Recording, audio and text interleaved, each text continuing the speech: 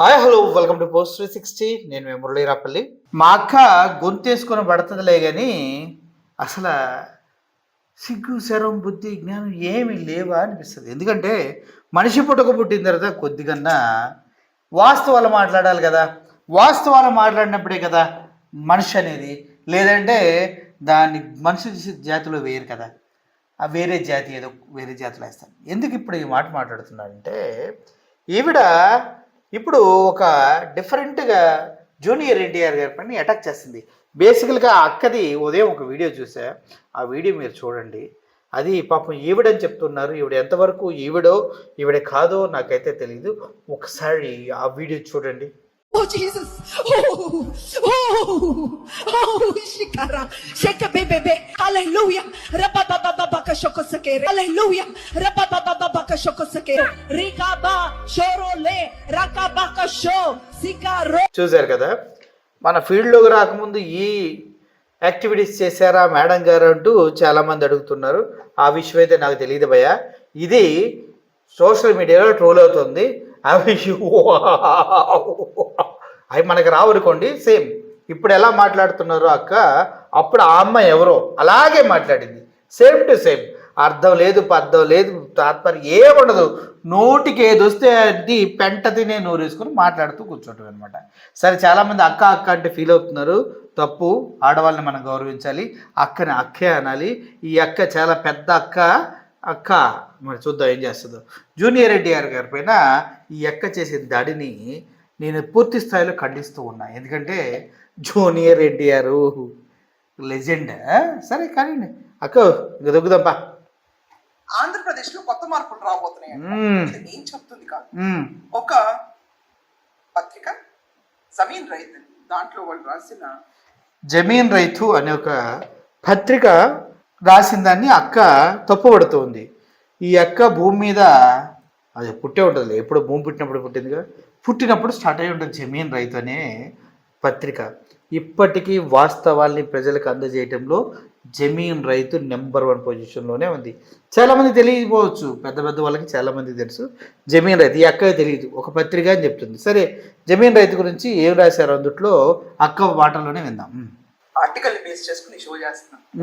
But ఈ దుమారం ఎంతవరకు నిజమా అన్నది నాకు తెలియదు. బట్ జూలై 18న జూనియర్ ఎన్టీఆర్ తన పొలిటికల్ అరంగేట్రం చేయబోతున్నాడు. ఏ జూలై 18 అనుకుంటున్నారా? 2026 జూలై 18న పొలిటికల్ అరంగేట్రం చేయబోతున్నాడు. అంటే ఎలా అంటే, ముందు సామాజిక సేవ ఇవన్నీ చేస్తూ తనని ఎక్కడికక్కడ ఫ్యాన్స్ అసోసియేషన్ బిల్డప్ చేస్తూ 1 సంవత్సరం పాటు ఏ పొలిటికల్ స్టేట్మెంట్ చేయకుండా లాస్ట్ 2 ఏళ్ళు ఎన్నికలు ఉన్నాయన్నప్పుడు తన పొలిటికల్ పార్టీ పేరు పెట్టి విస్తృతంగా ప్రచారం చేసి ఇక మన జూనియర్ ఎన్టీఆర్ పొలిటికల్ అరంగేట్రం చేసి ఈరోజు ఆంధ్రప్రదేశ్ లో అక్కకి ఆరంగేట్రం అంటే తెలియదు. ఎరంగేట్రం అంటే ఎరంగేట్రం కాదక్క, అది ఆరంగేట్రం అంటారు. ఓకే, సో మనకంత నాలెడ్జ్ ఉండదు. మంది ఏదో ఇది రోడ్డు మీద వెళ్తుంటే పిచ్చి కుక్కలు వాగినట్టు వాగటమే తప్పించి అందులో విషయం ఏమి ఉండదు. కాబట్టి నీకు అంత అర్థం కాకపోవచ్చు. కానీ జూనియర్ ఎన్టీఆర్ గారు ఈ నెల 18వ తారీఖున తన పార్టీని అనౌన్స్ చేస్తారంటూ కొంతమంది చెప్తూ ఉన్నారు. నీకేంటి నొప్పి? నీకేమైనా ఎక్కడన్నా కాలిందా? లేదంటే నీకేమైనా ప్రత్యేకమైన నొప్పులు ఏమైనా రేగుతున్నాయా? లేదా నీకు దోల పారాస్థాయికి చేరిందా? ఎందుకు నీకు అవసరం ఏంటి? ఆయన పార్టీ పెట్టుకుంటాడు, ఇంకోటి నీకేంటి సంబంధం? పైన కార్యాచరణ మొత్తం ఈవిడే చెప్తుంది. ఏంటి అక్కడ అభిమాన సంఘాలు పెట్టాడు. ఏంటి జూనియర్ ఎన్టీఆర్ గారికి అభిమాన సంఘాలు పెట్టుకోవాలా? దీన్నే బుర్ర తక్కువ రిపోర్టింగ్ అంటారు, అనాలిసిస్ అంటారు. నువ్వేదో గాలి కబుర్లు చెప్పుకుంటా ఇలా గాలి మాటలు మాట్లాడుకో. జూనియర్ ఎన్టీఆర్ గారికి గ్రౌండ్ లెవెల్ కాదు, ఆయన మనం పార్టీ పెడుతున్నాం రా అంటే ఎక్కడికక్కడ టీంలు ఆటోమేటిక్గా తయారైపోతాయి. నువ్వేంది ఆయన కింద గ్రౌండ్ లెవెల్లో చేసి అది చేసి ఇది చేసి అని ఏదో హాఫ్ నాలెడ్జ్తో ఏదో వండుతున్నావు ఏంటి? ఆరంగట్రం అంటారు. అది అదే అర్థమైందా? టీడీపీ, వైసీపీ, జనసేన, బీజేపీ ఇన్ని పార్టీలు ఉన్నాయి. దీంట్లో కూటమి కింద మనందరికీ తెలిసిందే బీజేపీ, జనసేన, టీడీపీ ఉన్నారు. అపోజిషన్ స్టేటస్ లేకపోయినా, అది అపోజిషన్ స్టేటస్ లేకపోయినా కాదు, ఇవ్వకపోయినా అపోజిషన్ స్టేటస్ ఉన్న ముగ్గురు బలం చాలుదని కలిసి జగన్మోహన్ రెడ్డి గారి పైన పోటీ చేసే సత్తా ఏ ఇండివిజువల్ పర్సన్కి లేకపోతే ముగ్గురు కలిసి ముక్కుతా మూలుగుతా గెలిచారు. అప్పుడు ప్రతిపక్షంలో ఉంది ఎవరు? ముగ్గురు గెలిచినప్పుడు జగన్మోహన్ రెడ్డి. మరి ప్రత్యేక ప్రతిపక్షం జగన్మోహన్ రెడ్డిదే కదా. ఆ మాత్రం కూడా తెలియదు నీకు. ఎందుకు నువ్వు మరి ఇంత ప్రజలు ఓస్తారు మొహం మీద తెలుసా? చిచ్చే. ఒక అపోజిషన్ పార్టీ ఉంది, అది మనం చూసుకుంటే వైసీపీ. కాంగ్రెస్ పార్టీకి యాక్చువల్లీ పాపం వాళ్ళ ఓట్ బ్యాంక్ తక్కువైంది.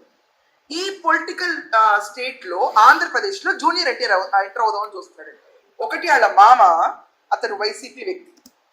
వాళ్ళ మామ వైసీపీలోకి ఎందుకు వెళ్ళాడో నీకు తెలుసా? వాళ్ళ మామ వైసీపీ వ్యక్తి, జూనియర్ ఎన్టీఆర్ వాళ్ళ మామ అంటున్నావు కదా. నాని ఎస్టేట్స్ వాళ్ళవే, ఆ విషయం తెలుసు కదా. సొంత తమ్ముడికి చేతికి కాళ్ళకి వేడిలేసి కూర్చోబెడితే చంద్రబాబు నాయుడు గారు ఆ విషయాన్ని పత్రికా ముఖంగా మీడియా ముఖంగా చెప్పారు. పాపం చంద్రబాబు నాయుడు గారు వాళ్ళ తమ్ముడిని రామ్మూర్తి నాయుడిని మతిస్థిమితం లేదనేసి గొలుసులతో కట్టేసి పక్కన పడేశారు. అటువంటి వ్యక్తితో మేము సహచర్యం చేయలేము, అందుకే జగన్మోహన్ రెడ్డి గారి దగ్గరికి వెళ్ళామని. ఎవరైనా మీ అన్ననో మీ చెల్లినో నీకు ఆ సెంటిమెంట్ ఫీలింగ్స్ లేకపోవచ్చు, సొంత వాళ్ళని అలా చేస్తే మరి తప్పు కదా, దాన్ని వ్యతిరేకించాలి కదా. అప్పుడు ఏ పార్టీలో ఉండే ఏంటి? ఓకే, వైసీపీ పార్టీ వ్యక్తి అయితే నీకేంటి ప్రాబ్లం? ఇది ఫస్ట్ పాయింట్. రెండోది, ఇతని కింద స్నేహితులు అవనండి లేకపోతే చెంచాలని కూడా అంటారు. తప్పే. వాళ్ళు చెంచాలైతే నువ్వేంటి గొట్టంవా? నువ్వు పెద్ద గొట్టానివా? వాళ్ళ చెంచాలు. వాళ్ళ నేను వంశీ కానీ కొడాలి నాని కానీ జూనియర్ ఎన్టీఆర్ గారు ఫ్రెండ్స్, వాళ్ళు చెంచాలంట. నువ్వేంటి పెద్ద గొట్టంవా? మైక్ పట్టుకుని ఊతుకుతా తిరగడానికి బోడి గొట్టంవా? బాగుందా ఇలా అంటే? మాట వల్లభనేని వంశీ, కొడాలి నాని, వీళ్ళిద్దరు వైసీపీలో ఉన్నాళ్ళు. వీళ్ళ మామ వైసీపీకి చెందిన ఇతను ఈ రోజు ఆంధ్రప్రదేశ్ లో పార్టీ పెడతాడని చెప్పి వార్త వచ్చింది. ఏంటంటే పక్క రాష్ట్రంలో విజయ్, ఆయన కూడా ఎన్నికలకు వెళ్లే ముందు పార్టీ పెట్టుకుని వెళ్ళిపోవాలి. ముందు ఎక్కడికక్కడ ఫ్యాన్స్ అసోసియేషన్ అనేది ఫామ్ చేసి దాని తర్వాత స్ట్రాంగ్నెస్ పెంచుకుని ప్రతి ప్లేస్ లోను తర్వాత టీవీకే పార్టీని అనౌన్స్ చేసి ఆయన ముఖ్యమంత్రి అయిపోయాడు. సో అదే రీతిలో జూనియర్ ఎన్టీఆర్ జూలై 18 నుంచి సామాజిక సేవ అన్న కాన్సెప్ట్ ముందుకు వస్తాడంట. దీనికి ఇక్కడ రేవంత్ రెడ్డి గారు కూడా చాలా క్లోజ్ అంట, ఆర్టికల్లో ఉందండి ఇదంతా క్లోజ్ అంట. సో ఆయన కూడా ఈయనకి హెల్ప్ చేస్తారంట. ఇది కాకుండా అమిత్ షా ఆదేశాల మేరకు, క్లియర్ గా ఉంది చెప్తాను, అమిత్ షా ఆదేశాల మేరకు జూనియర్ ఎన్టీఆర్ పార్టీ పెడతాడంట. అమిత్ షా కలిసిన విజువల్స్ అన్ని మనకి ఇద్దరు చూసాం, అందరం ఈ షో స్టార్టింగ్ లో కూడా చూసుంటారు. కానీ ఇక్కడ అర్థం చేసుకోవాల్సిన పాయింట్ ఏంటి, బేసికల్గా గతంలో అమిత్ షా గారు ఒక స్టేట్మెంట్ చేశారు, విన్నారా? అమిత్ షా స్టేట్మెంట్ ఏంటంటే, రాబోయే ఎలక్షన్లో మేము ఎవరితోనూ పొత్తు పెట్టుకోబోయాము, అంటే చంద్రబాబు నాయుడు కాదు, పవన్ కళ్యాణ్ కాదు, ఎవరితోనూ పొత్తు పెట్టుకోబోము, మాతో ఎవడుంటే వాడితోనే మేము అన్ని రాష్ట్రాల్లో పోటీ చేయబోతున్నాం అని చెప్పాడు. అంటే నాకు ఇప్పుడు అర్థమవుతుంది ఏంటంటే, కూటమి ప్రభుత్వంలో బీజేపీ ఒక 3% ఉందనుకోండి, ఆ తర్వాత పవన్ కళ్యాణ్ ఒక 6% ఓట్ బ్యాంక్ ఉన్న వ్యక్తి, అదేవిధంగా చంద్రబాబు నాయుడు గారు ఇప్పుడున్న లెక్కల ప్రకారం ఒక 38%, 37% ఓట్ బ్యాంక్ ఉన్నది టీడీపీ పార్టీ. జూనియర్ ఎన్టీఆర్కి ఒక్కడికి ఎంత ఓట్ బ్యాంక్ ఉందో ఏమన్నా తెలుసా అంటే, ఒక్కసారి నోరు తెరుస్తారు మీరు. జూనియర్ ఎన్టీఆర్ గారికి పవన్ కళ్యాణ్ గారి కన్నా కూడా 1% ఓట్ బ్యాంక్ ఎక్కువ ఉంది. 7% ఓట్ బ్యాంకు జూనియర్ ఎన్టీఆర్ గారు సొంతం. గతంలో ఆయన ప్రచారం చేసినప్పుడు కానీ ఇప్పుడు ఆయన రాకుండా ఉన్నందుకు ఫీల్ అయ్యే ఫ్యాన్స్ కానీ ఎవరైనా కూడా జూనియర్ ఎన్టీఆర్ గారు పాలిటిక్స్లోకి వచ్చి నాది పార్టీ రా అని ఇలా చెయ్యెత్తితే 8% ఓట్ బ్యాంక్ టక్క టక్క టక్క టక్క కళ్ళ మూసుకొని అభిమానులు గుద్ది పడేస్తారు తెలుసా. కళ్ళు మూసుకొని, అదే జూనియర్ ఎన్టీఆర్ గారు కనుక వాగ్దాటి గల వ్యక్తి కాబట్టి ప్రజల్లోకి వెళ్ళి తన చెయ్యబోయేది ఏందో స్పష్టంగా చెప్తే 20% ఓట్ బ్యాంక్ వెళ్తుంది. ఈ 20% ఓట్ బ్యాంక్ ఎక్కడి నుంచి వెళ్తుంది చెప్పండి? వైఎస్ జగన్మోహన్ రెడ్డి గారు ఓటు బ్యాంక్ని చీల్చగలరా? సమస్య లేదు, అది హార్డ్ కోరు, దాన్ని టచ్ చేయలేదు. ఇప్పుడు చీలే ఓట్ బ్యాంక్ ఏంటి? టీడీపీది. టీడీపీకి ఓట్ బ్యాంక్ 20% చీలితే లోకేష్ గారు, చంద్రబాబు నాయుడు గారు, పవన్ కళ్యాణ్ గారు ఏం చేయాలి? ఓట్లు అడుక్కున్నా కూడా పడవు. అర్థమైందా? అది స్ట్రాటజీ. అసలు సిసలైన నందమూరి వారసుడంట కాదా? కళ్ళు, బుద్ధి ఏంటి మేడం? ఏంటి ఏమైంది అడుగుతున్నా, క్వశ్చన్ చేస్తున్నా. ఇది క్వశ్చన్ మళ్ళీ ఏదో అనుకోకండి. ఏమైంది? ఓహో కొంచెం కిందకు ఉందా? ఏమైంది ఏంటి చెప్పండి. నందమూరి తారక రామారావు గారు వారసుడు కాదా? ఏ పొరపాటు నువ్వేమన్నా అటు వెళ్ళేమని పుట్టావా ఏంటి? నీకేమన్నా కొత్త కొత్త నిజాలేమో తెలుసా ఏంటి? జూనియర్ ఎన్టీఆర్ అనే వ్యక్తి నందమూరి తారక రామారావు గారి వారసుడే కాదనే దమ్ము ఎవడుకుందో చెప్పమను. కొంతమంది సొంత తాత ఖర్జూర్ నాయర్ పేరు చెప్పుకోకుండా జూనియర్ ఎన్టీఆర్ గారి తాత పేరు చెప్పుకుంటుంటే కోర్స్ వాళ్ళకు కూడా తాతే, కానీ తాత అంటే తండ్రి వైపు నుంచి వచ్చేవాడిని వారసత్వం అంటారు, అమ్మ వైపు నుంచి వచ్చేవాడిని వారసత్వం అంటారు. తెలుసుకోండి మీరు. Okay, right. జూనియర్ ఎన్టీఆర్ ఏమండి, ఇక్కడ డిబేటింగ్ ఇష్యూస్ చాలా ఉంటాయి. 2009లో జూనియర్ ఎన్టీఆర్ పార్టీలో ఒక ప్రచార కార్యకర్త కింద మెయిన్ ఫోర్స్ కింద వర్క్ చేశాడు తప్ప మెయిన్ కోర్స్ ఓకే, ప్రచార కార్యకర్త కింద ఎందుకు అవసరం ఏంటి? టీడీపీలో చంద్రబాబు నాయుడు ఉన్నారు, లోకేష్ ఉన్నారు, అంతకుముందు చాలామంది ఉన్నారు, కానీ జూనియర్ ఎన్టీఆర్ ఎందుకు రావాల్సి వచ్చింది? ఎందుకు అర్థంతంగా ఆపేయవలసి వచ్చింది? జూనియర్ ఎన్టీఆర్కున్న చరిష్మా అది. ఆయన నిలబడితే ఓటులు ఆయన వాగ్ధాటికి గుట్టలుగా చేరతాయని తెలుసు. రోజుకి జూనియర్ ఎన్టీఆర్కి ఫ్యాన్స్ పెరుగుతున్నారు, ఆయన మాటలకి చాలామంది ప్రభావితం అవుతున్నారు. ఇలా అయితే నా కొడుకు పరిస్థితి ఏంటనేసి చంద్రబాబు నాయుడు గారు ఆయన ప్రచారం కూడా చేయనీయకుండా మధ్యలో ఆపేయటం జరిగింది. ఆ విషయం నీకు తెలీదా? ఓకే, కానీ ఆయన ఎక్కడ రాజకీయ రంగ ప్రవేశం చేయలేదు కాబట్టి ఆ రోజు అంత గెలవలేకపోయారట వాళ్ళు చెప్పిన దాని ప్రకారం. మనం ఒక విషయం క్లియర్గా ఆలోచించాలి, సినిమాలు వేరు, రాజకీయాలు వేరు. సినిమాలు వేరు, రాజకీయాలు వేరు. మరి ఎందుకు ప్రతి నెల 1వ తారీఖున ఆర్టిస్ట్ లాగా చంద్రబాబు నాయుడు గారు పెద్ద టీమును పెట్టుకుని ప్రతి ఒక ఊరికి వెళ్ళి డ్రమ్స్ కొట్టే మాదిగోళ్ళలాగా, కటింగ్ చేసే మంగళోళ్ళలాగా, లేదంటే పాకీ పని చేసే పాకీ వాళ్ళలాగా, లేదంటే చేపలు పట్టే జాలర్లలాగా యాక్టింగ్ ఎందుకు చేస్తున్నాడు? అంటే అంత ప్రభావితం ఉండదు కదా యాక్టింగ్ ఇది రాజకీయాలపైన. మరి ఈ డ్రామాలు ఎందుకు? లోకేష్ గారు కూడా చేస్తున్నారు కదా యాక్టింగ్లు, ఎందుకు చేస్తున్నారు అంటే రాజకీయాలు ఆర్టిస్టులకి ఎప్పటి నుంచో అన్యోన్య సంబంధం ఉంది. ఇప్పుడు ఆంధ్రప్రదేశ్లో నువ్వు తీసుకో, అమితాబ్ బచ్చన్ లాంటి వాళ్ళు ఎంపీలుగా చేశారు. అదేవిధంగా కరుణానిధి, జయలలిత, ఎన్టీ రామారావు, కృష్ణ గారు, మోహన్ బాబు గారు, చిరంజీవి గారు, వీళ్ళంతా రాజకీయాల్లో ఉన్న వాళ్ళే. నీకు ఆ బుర్ర తక్కువదనం అనేది ఎప్పుడు పోద్దో నాకు అర్థం కాదు. కనీసం మిడి ఇంత నాలెడ్జ్ కూడా లేకుండా నువ్వు వీడియోలు చేసి ఎంతమంది చూస్తున్నారని నాకే ఆశ్చర్యం వేస్తుంది. ఎంతమందికి గొర్రెల్ని నెట్టబాలు అవుతున్నారా? సరే, కానీ సినిమాల్లోకి నుంచి రాజకీయాల్లోకి వచ్చింది ఏకైక వ్యక్తి మనం చూసుకుంటే మన తెలుగు నాట సక్సెస్ఫుల్ అయింది రామారావు గారు. రామారావు గారి బ్రాండ్ ఇమేజ్ ను ఇప్పుడు వాడుకుందాం అంటే ఎవరు హర్షిస్తారు? రామారావు గారు బ్రాండ్ ఇమేజ్ని వెన్నుపోటు పొడిచారని, నన్ను మోసం చేశాడు చంద్రబాబు నాయుడు గారు అని స్వర్గస్థులు ఎన్టీ రామారావు గారే ప్రెస్ మీట్ పెట్టి మరి అందరి ముందు పెట్టిన వీడియో నువ్వు చూసుండవు. ఎందుకంటే మంది బ్యాచ్లా ఉంది కాబట్టి చూసుండవు. ఇలా ఎందుకన్నా ఫస్ట్ గురించి చూస్తే తప్పించి మీకు అర్థం కాదు బాసు. ఓకే, ఆ బ్యాచ్ అయి ఉంటుంది. సో ఆ తర్వాత కూడా అదే ఎన్టీ రామారావు గారిని వాడుకొని ఆ బ్రాండ్ పైన చంద్రబాబు నాయుడు గారు తన కోటను నిర్మించుకుంటూ వెళ్తున్నారు కదా.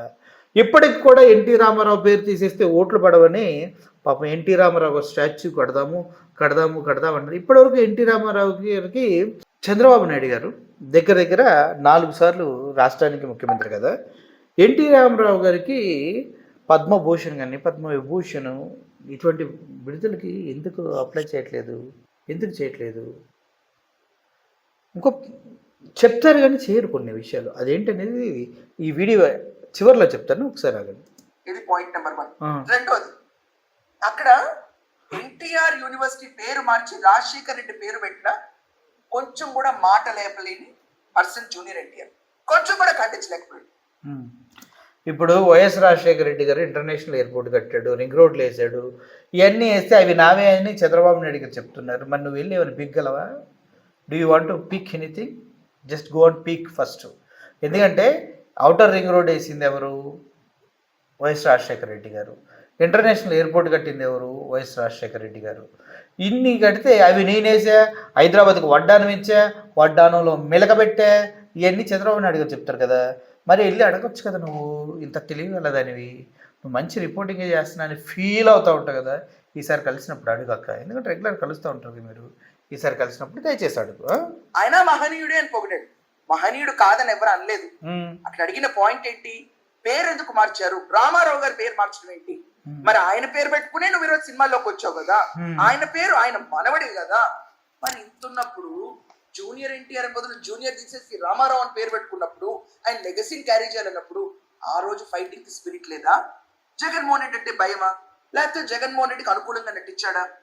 తర్వాత నారా భువనేశ్వర్ గారిని ఇష్టం వచ్చినట్టు కొడాలి నాని, వల్లభనేని వంశీ ఇతను తీసుకొచ్చి పెట్టాలి టీడీపీ పార్టీలో, ఇతనే తీసుకొచ్చి పెట్టాడు. ఇప్పుడు పాయింట్లోకి వచ్చావు. ఏం తెలియలేదు, ఏమి చెయ్యడు, ఎంత విలువ లేదు, ఎంత ఇప్పుడే పిల్లిపిత్రే అని చెప్తూ ఉన్నావు నువ్వు.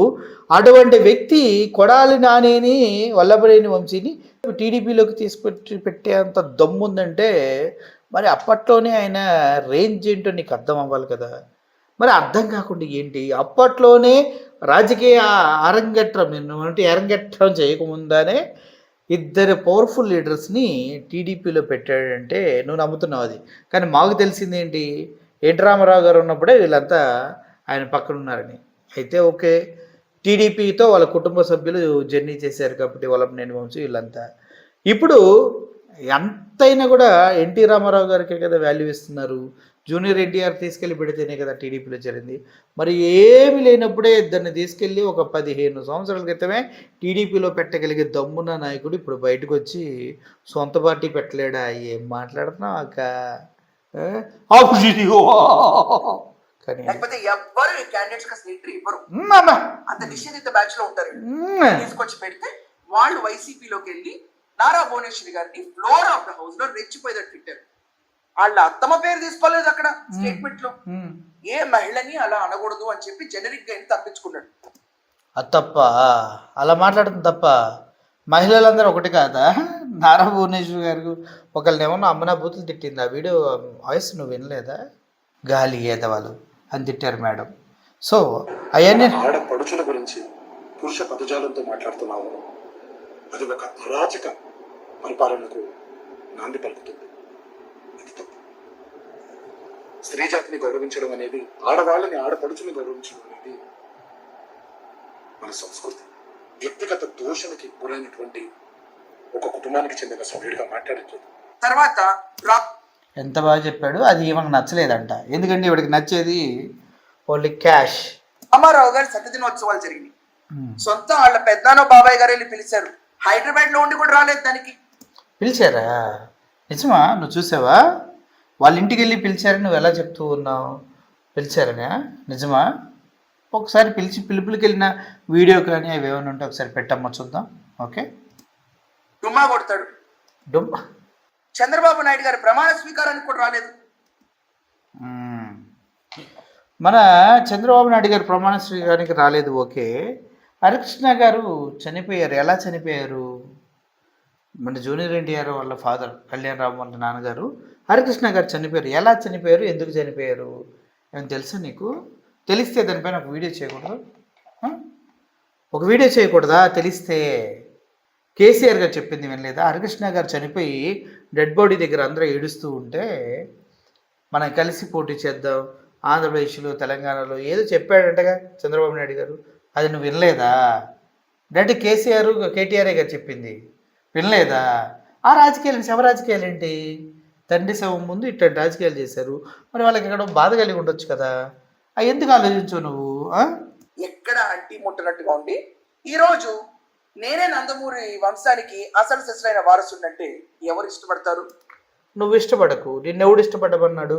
భూమి మీద ఎవడైనా నిన్ను ఇష్టపడతాడా? ఎవరినన్నా నువ్వు ఇష్టపడమని చెప్తావా? అసలు నీకు ఆ అర్హత ఉందా? ఎందుకంటే ఎవరి నిర్ణయాలు వాడి నువ్వెవరో చెప్పడానికి అసలు నీకేం అర్హత ఉంది?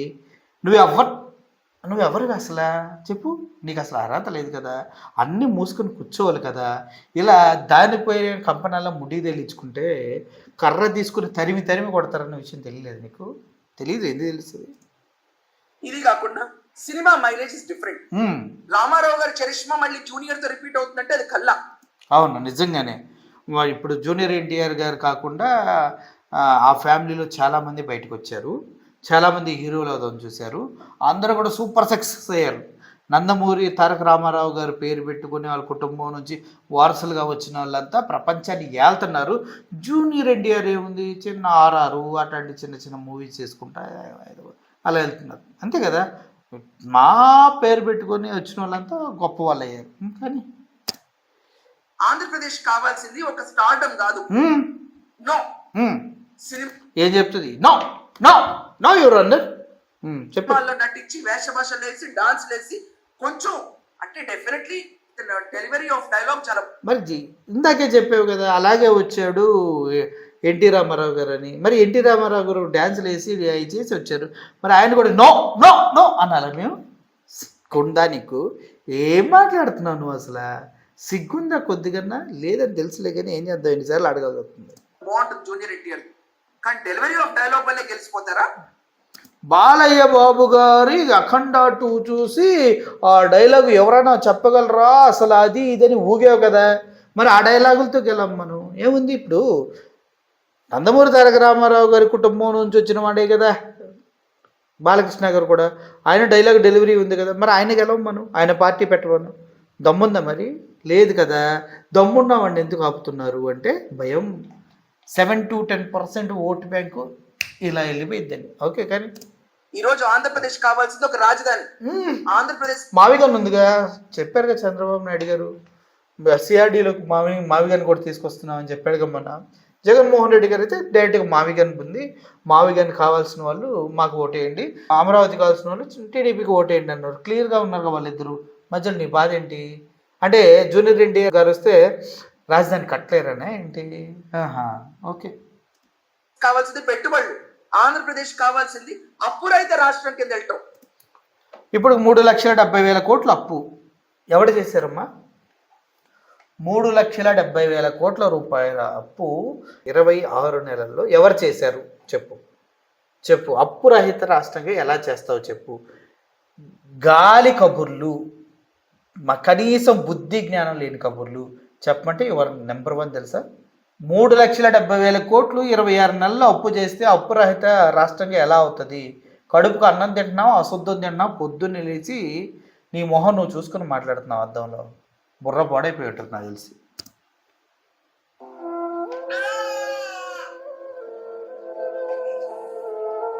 మేడం చెప్పిన దాన్ని బట్టి అయితే ఆంధ్రప్రదేశ్ కావాల్సింది కొంచెం ప్రశాంతత. అది ఎవరి వల్ల వస్తుంది? ఆబ్వియస్లీ తెలుగుదేశం పార్టీ చంద్రబాబు నాయుడు గారి నాయకత్వం వల్ల వస్తుందని. సాయికృష్ణ చచ్చిపోయాడమ్మా, కొంతమంది లాకప్ డెత్ అయ్యారు. ఒక పాప 5 సంవత్సరాల పాప తప్పిపోతే కనీసం ఎదిగి తీసుకురా అని చంద్రబాబు నాయుడు గారు గవర్నమెంట్ వాలంటరీ వ్యవస్థలో 2,70,000 మందిని అన్యాయం చేశారు.